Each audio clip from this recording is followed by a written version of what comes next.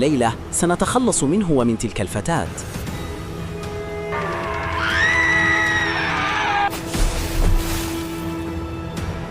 أبي أرجوك لا تتركنا. أختاه، مولاتي الملكة شهرزاد، البشرى تعم أرجاء المملكة. مولاي أمر بحفل لم يشهد له الزمان مثيلا. حقاً هذا رائع جداً.